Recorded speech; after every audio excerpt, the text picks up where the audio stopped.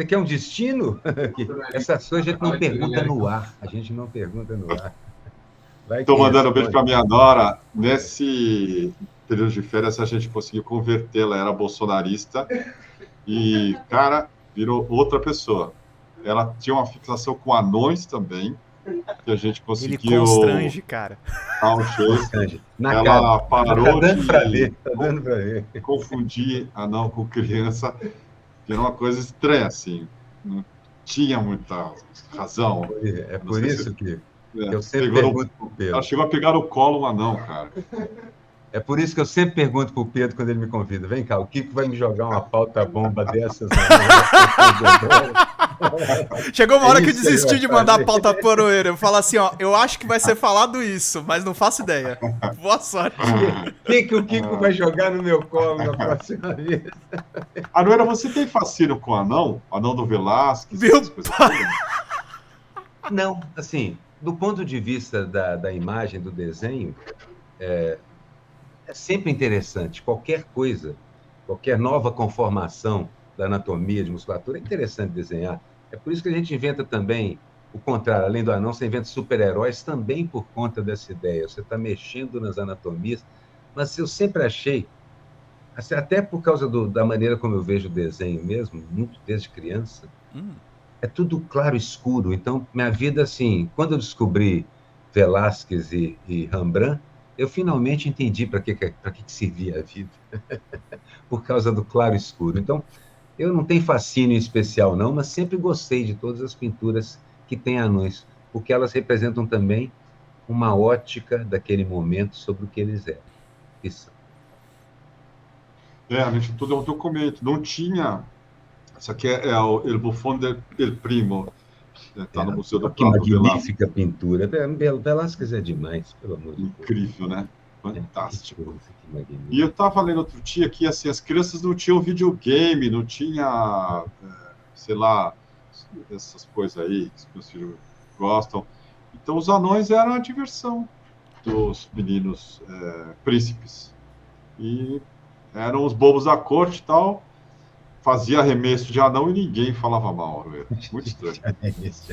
Eu acho que, na verdade, é o seguinte, eu me identifico nesse sentido, então, mais com os anões, porque eu sempre fui um bobo da corte. Eu até desenhei uma charge uma vez, um cartoon, muitos anos atrás, em que tinha uma bancada, uma espécie de stand montado com sedas e tudo mais, os reis do baralho, rei, rainha, valete, assistindo, e o carrasco, prestes a cortar a cabeça do Coringa, né, do bobo da corte, e o Coringa vira para os reis, para a família real, e diz o seguinte: finalmente vocês entenderam a piada.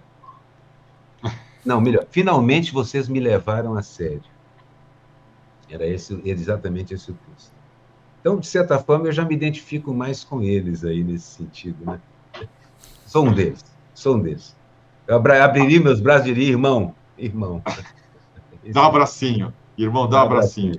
Dá um abracinho. E também lembra que os anões, por causa da estatura, às vezes ficam próximos das crianças. Tem esse sentido também. Um adulto funcional, normal, que, na verdade, é uma criança, de alguma maneira. E eu tenho dificuldade, parece que as crianças só são consideradas crianças do século XVII, talvez, para cá, coincide com... Tem muito isso, até então eram adultos pequenos. Então, acho que essas considerações todas, assim, pinçadas, elas perdem o sentido um pouco. É só olhando o todo mesmo. É só olhando o quadro do Bruegel, um quadro do Bruegel sobre isso, é que você entende o que era mesmo. É engraçado você falar de criança. Meu pai falava, criança não é gente, para sacanear, claro, mas um tempo que era normal você, sei lá, vestir os pequeninos com roupinhas de adulto, né? Você está falando aí. Lembra? Terninho e tal, ninguém tinha roupa de criança. Hoje tem uma inversão que caras de 40 anos, que nem o Pedro Zambada, usam calção para ir em festa de casamento ou bermuda. Né? Tem uma coisa louca de você dar muita importância para criança em reuniões sociais, por exemplo. Sei lá, já fui em almoço que o menininho fala uma coisa, todo mundo para ouvir, sabe aquela coisa patética? E aí todo mundo acha que é o Leonardo da Vinci. E, cara, sempre me vem a voz do meu pai, criança não é gente, criança não é gente. Aí os caras Eu chatos, me moleque lembro sem que graça, não é eles falam gênio. que Tua mãe acha que você não é, desculpa, mas criança ele é para tá ser sabendo. vista e não ouvida. É o que eu lembro que diz isso também. Criança é para ser vista e não ouvida. Pois é. Tem sentido essa ideia de. E agora, a ideia de que criança sequer é uma criança, é basicamente um adulto pequena, essa parece ter sido a principal visão de mundo em relação à educação até então. De certa forma, até aquela coisa da Revolução Francesa, educação universal, tem a ver com a entrada da juventude no cenário mundial sem ser como apenas um adulto que está em processo de desenvolvimento ainda, aprendendo a usar ferramentas. Basicamente isso.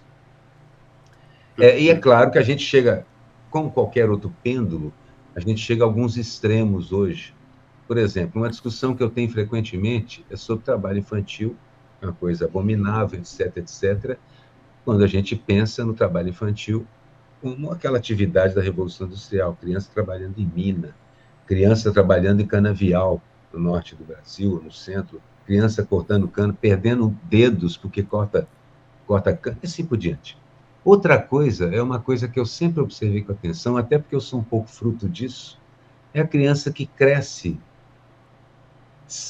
meio que vivendo e trabalhando com seus pais ou próximos ali, e cria uma relação orgânica de como se aprende a trabalhar.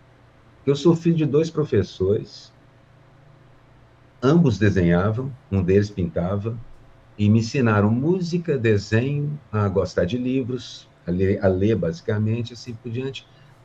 E eu trabalhei com os dois. Eu fui desenhista para minha mãe quando eu tinha 12 para 13 anos, 11 para 13 anos. Ilustrei os livros dela. Lá pelos 16 anos, eu também comecei a fazer as apostilas do meu pai, que era professor de desenho também.